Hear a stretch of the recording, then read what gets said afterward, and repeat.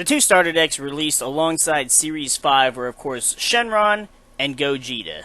We're going to discuss the Shenron starter deck first because it was easily the much more game-breaking of the two. The Shenron leader was ridiculously overpowered compared to not only just most leaders in general, but especially the other Wish leaders.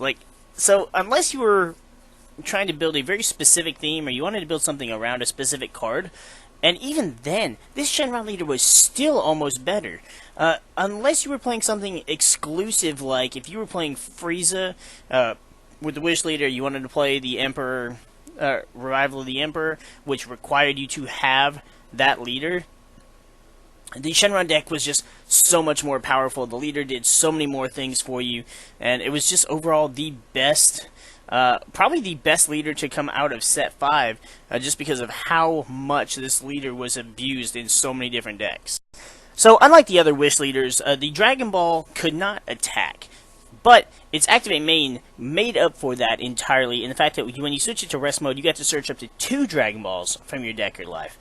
That seems insignificant, but it's a major difference between being able to search 1 Dragon Ball and having to have a battle card attack, no less. So that made any deck that ran the Shenron leader, it gave it a very passive capability to where you didn't have to do anything to your opponent to actually get your Dragon Balls, which is what made some decks ridiculously stupid to run this card, like Victory Strike Shenron or Gogeta Shenron, and it made it to where this leader gave so much creativity. There was so much you could do with it. I ran Zamasu Wish, where I would bring out the 10-drop Zamasu with this leader, and that would be my endgame.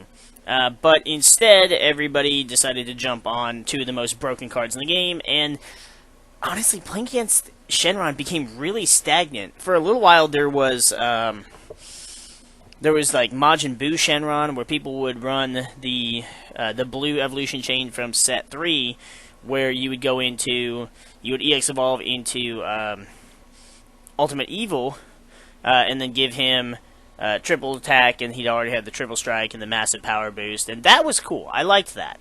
But you didn't see a lot of people playing that. Most people were playing Gogeta and Victory Strike, and unfortunately, because of the way those decks worked and the way this leader works, your opponent didn't have to do anything to you. So, especially with the Victory Strike deck, your opponent didn't attack you, they didn't have to do nothing, you had to awaken yourself, you had to get cards out of your life yourself, and if you were attacking them, you were just giving them additional card advantage. And it kind of became one of those things where it's a race against time to kill them before they were able to get out Victory Strike, or to crit away a bunch of their life so that you could hit the Victory Strike and throw it in the trash. Honestly, I like the leader. I like what he's capable of, but he is way too overpowered compared to all the other Shenron leaders, and honestly, I think something needs to be done about him. It probably isn't going to happen anytime soon, though, but maybe if we can at least get something done to like Victory Strike and Gogeta, then perhaps this leader won't be as much of an abusive card, kind of like some of the other leaders we've had to deal with in past formats. The only really useful card to actually come out of the Shenron deck besides the leader itself was Shenron, Figure of Majesty. This card also couldn't attack, just like the leader, but his Activate main was a once per turn effect versus it being an auto on play like the Shenron, the 5-drop Shenron from the set. So this one you could actually put it into play, you could use its ability every turn, and its abilities seemed like they were a little more useful as well. When you played it, you got to draw a card, or Activate main, you got to draw a card, and then you could choose 2 of your energy, switch them to active mode, you choose a battle card, 2 or less, from your drop, and revive it. Or you could choose your leader card or a battle card and give it plus 5,000 in critical. And as long as you kept this Shenron on the board, you could do that every turn. And it really was just a fantastic card for Shenron decks.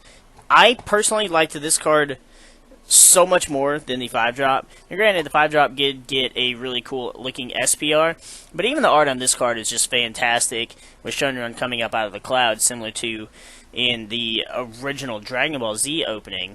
And this card saw a good bit of play, It doesn't see too much play now. Some people still run it, but even though it does help with the overall strategy, I think once it hits 4 energy, people just have other cards that they would rather be playing.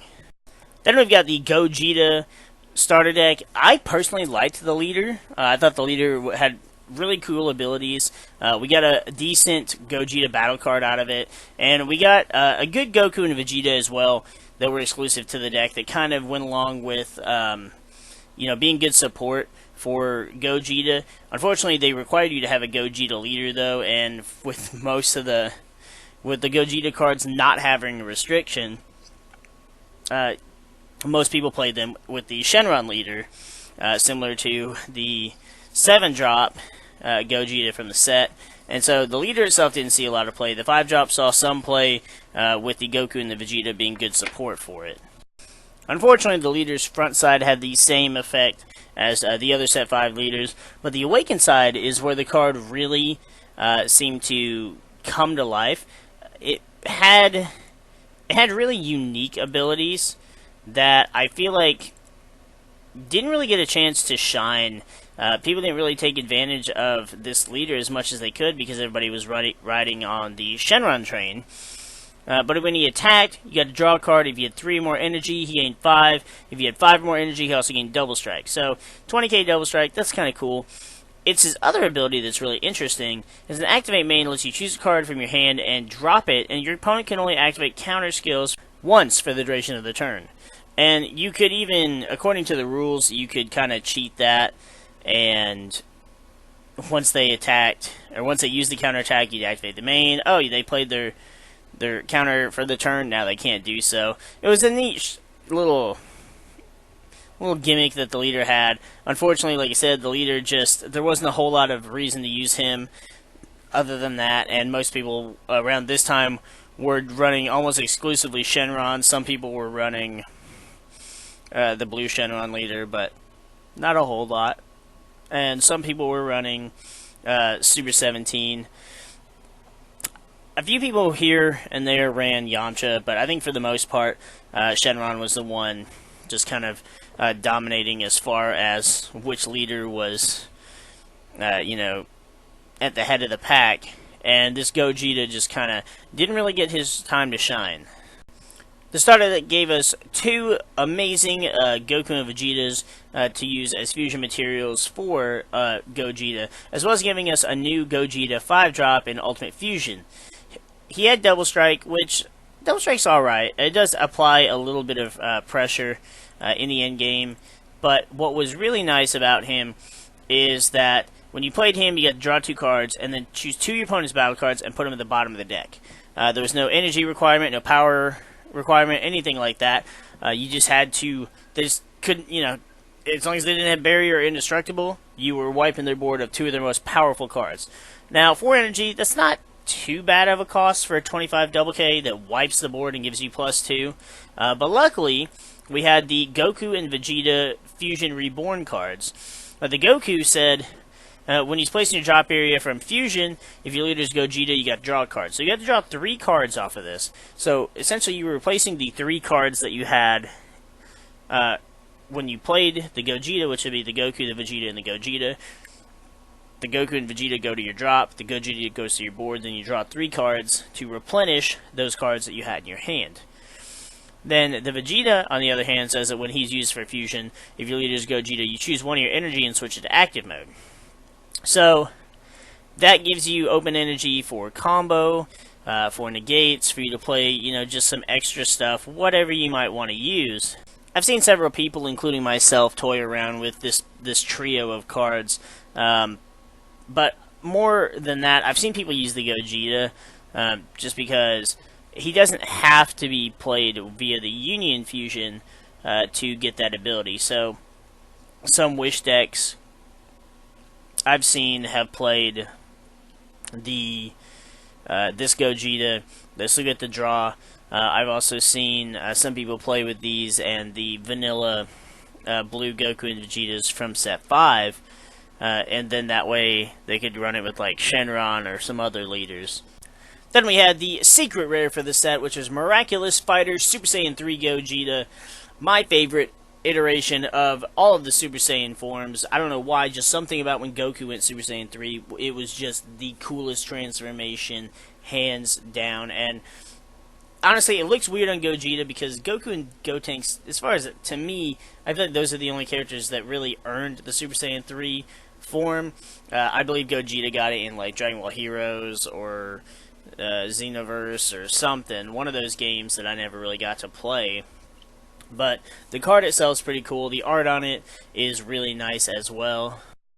Now, unlike the other secret rares, this one actually had two different ways that you could play it. You could either Union Fusion him for 3 blue and 3 other energy with a Son Goku and Vegeta, or you could EX Evolve him by placing all cards from your hand other than this card in your drop area and evolving it onto the 7-drop Gogeta. This one had critical, ultimate, and deflect. Now, this EX Evolve did not require an energy cost, so if you tapped out to play that 7-drop, you were fine, and I wouldn't even attack with the triple strike at that point. I would just straight up EX Evolve into Miraculous Fighter, because not only does he have deflect to protect himself, but he's also got critical, whereas triple strike is going to give your opponent 3 new cards. The critical on this Gogeta is not giving your opponent anything. And with his activate main, it was a Sparking 15, says choose a Goku and Vegeta from your drop, place them at the bottom of your deck, and switch this card to active mode. So if you had enough Goku and Vegetas, you could keep attacking with him over and over again and keep racking up that crit damage, which is preventing your opponent from getting more cards, because if you did play Hero Revived, your opponent has 3 random cards in their hand. That's not enough to combo out of a 40,000 crit attacker. It's not enough to stop you from switching him to active mode. The only thing you could really do is hope that you drew into a negate. And even at that point, there isn't really a good negate that could stop him, because you can just switch him back to active mode. Of course, there's things like Mafuba, and there's Raging Energy Son Gohan, or I guess in this case you could use Time Magic, which is the yellow Sparking 5 negate that lets you choose a battle card and put it in rest mode, and it can't change for the duration of the turn. So that would kind of prevent him from switching via his activate main, but other than that, if your opponent has enough Goku and Vegetas in their drop to play this, there's no chance you're going to win. You're going to lose every time. And oh my lord, if you were to combine this with, say, with the Shenron leader, there was absolutely no way you were going to win at all, because the Shenron deck is going to revolve around having cards in your drop anyways, and if you were to use the Shenron leader, give him 10,000 power and triple attack, he's already going to get 3 free attacks before even having to activate the activate main. And honestly, that almost sounds just like a fun deck idea in general. I kind of want to build that now. I don't have the Gogeta secret rare, but I might know someone who does. And if I do, I might have another deck to build. We'll see. We've got a lot of decks that I want to build from set 7, and I've got several Goku Black and Zamasu decks alone, so we'll worry about that deck another time. Anyways, most people didn't play this card because of the requirements, and if they were going into the 7-drop Gogeta, they were probably just going to do the triple strike, triple attack with Shenron, so they didn't really feel the need to run this card, even though it's a lot more powerful. But also because it forces you to run a lot of Goku and Vegetas to be able to use that activate main multiple times. And with the Shenron deck, you're already kind of scarce on space in the deck, because you've got 7 Dragon Balls, you've got the Gogetas if you're running them in this deck, you've got your desire cards, whether it be a Child's Wish or World Peace, you've got your Dragon Radars to search out the Dragon Balls. It's just like, with a Wish deck, you're building half a deck, because half of it has to revolve around all the Shenron support. So most people would just opt to go straight into the Super Saiyan Hero Revived Gogeta, and didn't even bother with the Super Saiyan 3 variant. Then, of course, for set 5, we got our own special pack with a new promo, we got a new BCC promo, and then we also got a box promo where the card came in every single box. It was individually, like, in its own little plastic wrapper. And it came in every box of set 5. The Black Master Saiyan Splintering Mind was a really cool idea that they started adding to the boxes, but the card itself just wasn't that great. When you played it, you got to choose one of your opponent's battle cards and send it to the warp. So that's not terrible. It's Sparking 7. If your leader card is black, you can choose 2 cards in your life and send it to the owner's warp. If you choose 1 card in your opponent's life and send it to its owner's warp. So you could warp one of your cards, or it could warp 2 of your life to warp one of your opponents. It could potentially win you the game if you were ahead on life, or if you got your opponent down to 1 life. I feel like this would be a really cool card combined with Black Master Saiyan the Devastator, which was the super rare SPR that we went over at the beginning of the video, or not the beginning, in the black section of the video, and we had, I guess if you could build a Shenron deck around them and having both of them, you could play this one and get, life damage in, and then play the Devastator and swing at your opponent and hopefully get another damage in through that one, either through attacking or through his ability. And they kind of went together, but I don't think I ever saw anybody play this card. The Devastator at least saw some play in certain Saiyan heavy decks. This one doesn't require Saiyans. It just requires the 7 cards in drop, but I don't know. It seems like critting yourself for 2 versus critting your opponent for 1 can really backfire on you, and it feels just really situational in general. Then we had our promo from the special pack, Reality Bender Janemba. This was one of those cards that was just detrimental to the Janemba Mill engine. He's got critical, he's got deflect. If your opponent has 4 more energy, and there are battle cards in your opponent's area and not yours, you reduce the cost of him by 3, so you're playing him for 1 energy.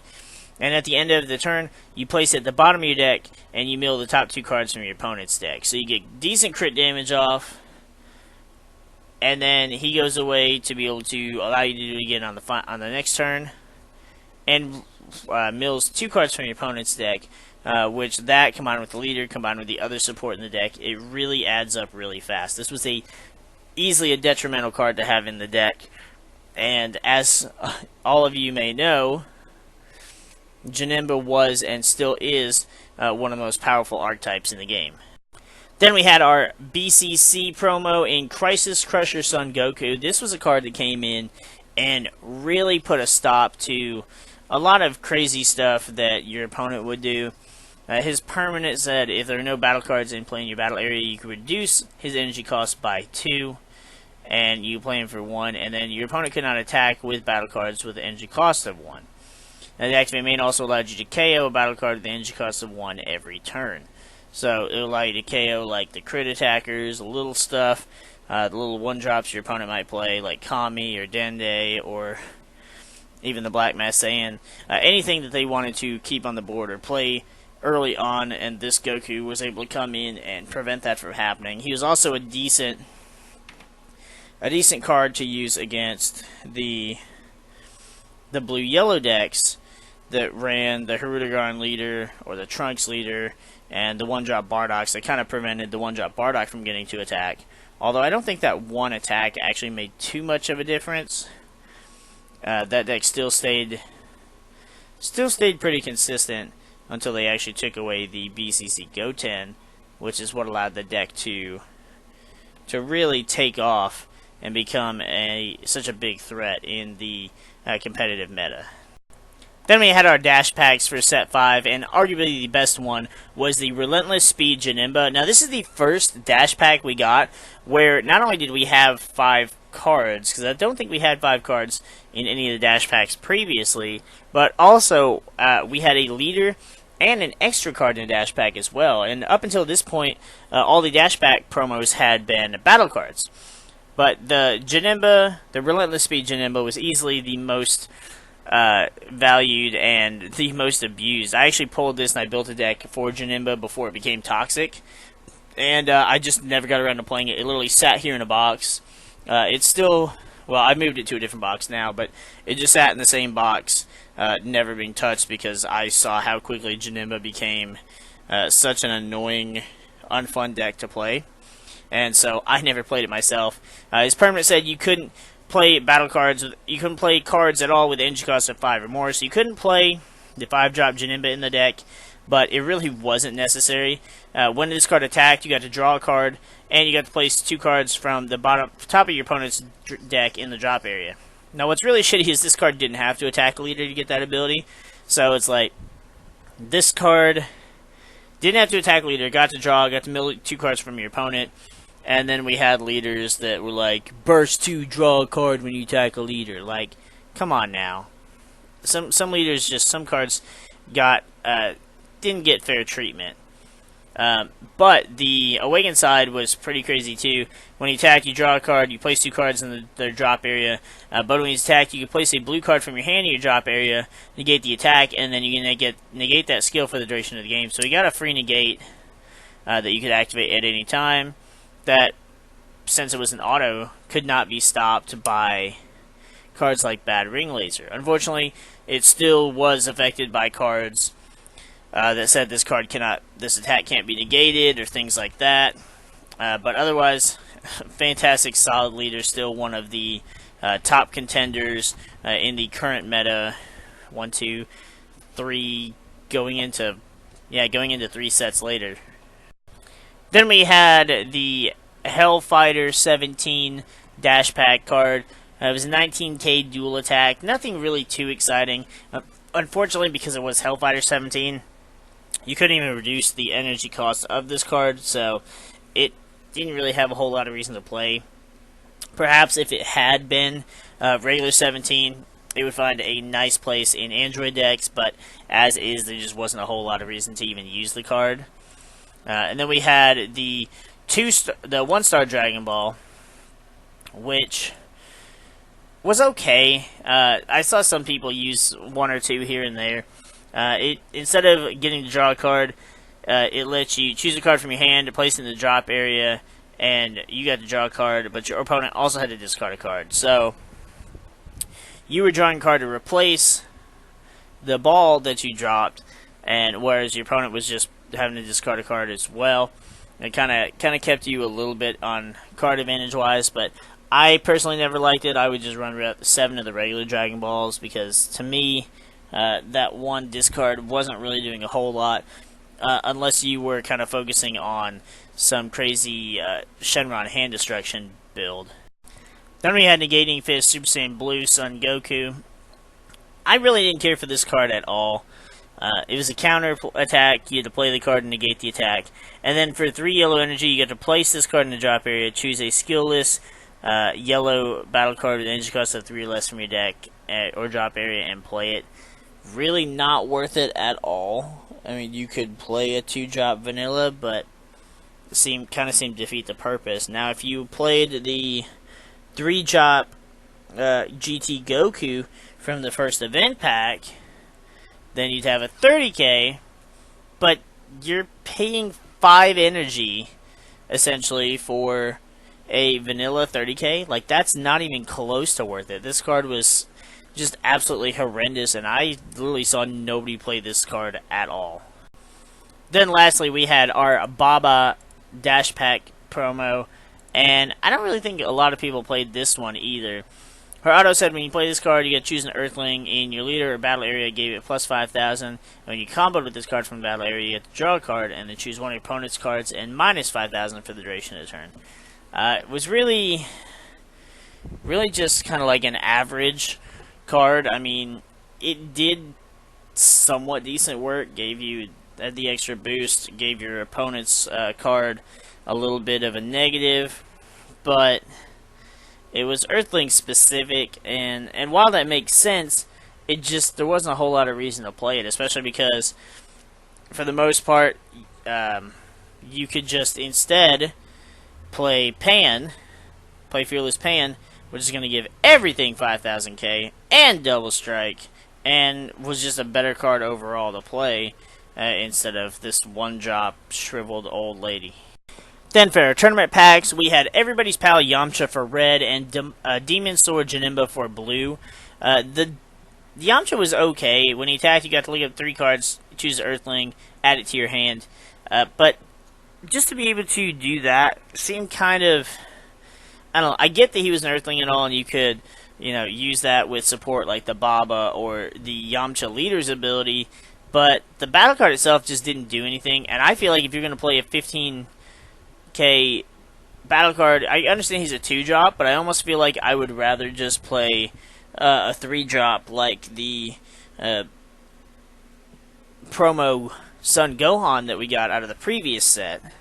The Demon Sword Janemba, on the other hand, was a ridiculously important card, especially if you were playing the Janemba deck. Also had critical, also had deflect, and activate main allowed you to put it at the bottom of the deck, choose a battle card, send it to the warp, and place 2 cards from your opponent's deck in the drop area. And I remember, like, literally the first tournament when the set released. I don't remember what place I got. I don't remember if I got first or second for it, but I do remember pulling 3 of these Janemba promos. I pulled 2 foils and a non-foil, and I was happy with it. Like, I had Janemba built. The only thing I didn't have was the special pack ones. I only had one of those that I got from a buddy of mine that bought the special pack and had no place, or had no desire to play Janemba at all. So I kind of sat there with them when they're nice and pretty, and I still have them. I would have got rid of them at the time if I could have, but nobody else was really willing to play Janemba, and the only guy in our area that really did play Janemba consistently, he already, just went and got his that he needed, so they're still worth a little bit, I think, so if I can get rid of them, great, and if not, I might one day get around to building a Janemba deck. I just don't know what else you could really do besides the same copy and paste build that everybody else uses. Then for green, we've got yet another useless Goku and a fantastic Super 17. The Hyper Training Super Saiyan Son Goku, 2 cost 15k for 1 green energy. You can put him in your drop area and play a skillless green battle card with energy cost 2 or less. Why? Again, like, it's one of those things that you're just not sure why you're doing it and what the point of it is. It just wasn't worth it. What were you really going to accomplish by playing this and then playing the skillless card? You may as well just play the skillless card from the beginning if you're going to. Why waste the time and the energy on it? And why play skillless card anyways if you're not running it with the trunks that allows you to play them from the warp for free? It just kind of, from your deck for free, and gives them critical. Like, there's no point in this card at all. Now, the Super 17 Infernal Machine, on the other hand, is a great card and a fantastic card, not only just for androids, but for the Super 17 archetype as well. He had double strike, he had a permanent set, his attacks can't be negated, and his auto said when you play this card, you can choose 2 cards in your hand, place them in the drop, and your opponent has to do the same. So, good way to get rid of cards in your opponent's hand, perhaps get that a little bit of extra damage off, or even that kill shot with this card, or even another card that you already have on the board. Plus, with this Super 17, you could go into him from the Hellfighter 17, because it requires a 4-drop, so you could go into this one instead of going into the one from the set, cause your opponent discard cards, and then if you really wanted to, you could attack with him, or just not even do anything with him, since he's may have already served his purpose just by cutting your opponent's hand size down. Then for yellow, we got Frieza striking back, another 3 cost that you could use with the new Wish support for Frieza. And when you played him, you got to choose a battle card, put it in the rest mode. And when he KOs a battle card, you could choose a skillless Frieza's army with energy cost of 3 or less from your deck, or drop area and play it. Now, it had to be yellow, but you could choose the 3-drop Ginyu that gives you a 30k beat stick. Is it great? No. Is it worth playing? Still probably no. But is it fun? Probably yeah. But I just feel like there are much better Frieza targets that you could play via Revival of the Emperor than to play this one. The art does look fantastic, and the gold and purple coloring is amazing as well. For black, we actually have 3 cards for black. The first one being Revived Ravager Vegeta. He kind of has become like a pseudo-staple in Overrealm decks. He's got critical, which is nice, and when you play him, you place the top 3 cards of your deck in the drop area, so you guaranteed got cards to do another Overwhelm on the next turn, or if you're running Demigra and you got Wormhole, to be able to do a second Overwhelm. The crit is nice, but that's kind of all he does. So I don't really see the super hype around this card. I got rid of mine. I might still have one or two, because I actually kept pulling this Vegeta over and over and over again out of tournament packs, and I just got tired of looking at him. Not a terrible card, I just feel like there are more that I would like my Overwhelm cards to do than just be a one-trick pony and setting up for the next pony to gallop right in. Then we got the 2-star ball and the Dangerous Journey Bulma. I believe that at some point we're going to have a unique Dragon Ball for each of the starred numbers. Right now we have, I think, 3 or 4 of them. But this one is the 2-star Dragon Ball. Instead of getting a draw card for 1 energy, you choose one of your opponent's battle cards, 2 or less, and KO it. I feel like this one's okay. It's definitely situational, but depending on the deck, depending on what you're playing against, you might want that extra destruction. It could get rid of a blocker or get rid of something that's problematic and going to either evolve or fusion or EX into something much more terrifying. The Bulma, on the other hand, was a nice little card for Wish decks. When you played it, if your leader was a Shenron card, you get to choose 3 battle cards with energy cost of 3 or more in your drop area and put them back in your deck and then draw a card. So she wasn't just a neg 1 to play. And you did get to put a few problematic cards back in your deck as well. This would be a good addition for Victory Strike if you're running Victory Strike Shenron, in my opinion, because if the card gets milled or it's get crit by the leader or one of the battle cards, then you could play this Bulma and put the Victory Strike back into your deck to hopefully try again. Not that I want to give Victory Strike any kind of support or help whatsoever, or that I'm even suggesting you play it. I'm actually suggesting you probably sell your card. I would say tear it in half, flush it down the toilet, light it on fire, but since the card is worth as much as it is, just sell it so you can buy some actual good and fun cards to play with. And that's going to wrap this video up here for Series 5 Miraculous Revival. There was a lot of stuff in this set, a lot of stuff that could have been better, a lot of stuff that was fun to play, and a lot of stuff that was just should not have been made in the first place. Let me know what you guys think about Set 5, or what you thought when you played during the competitive format in Set 5. Honestly, Set 5 wasn't that fun. It gave some decent support that was fun to play with, but all the Shenron decks, all the Gojitas, the Janemba, the Shenron, Victory Strike, like, none of that was fun. Not many people touched on red at all. Some people touched on blue. Blue's become a little bit more popular to play now. But I don't know. Even the Super 17 felt lacking. And while I did kind of enjoy it, I still just have more fun playing good old pure androids with the original 17 leader. The yellow, again, the Frieza stuff's really fun too. Nobody really toyed around with it, and I feel like it was completely underrated. I feel like it's still underrated and could be a good deck if anybody actually took the time to play something different than what everybody else is playing.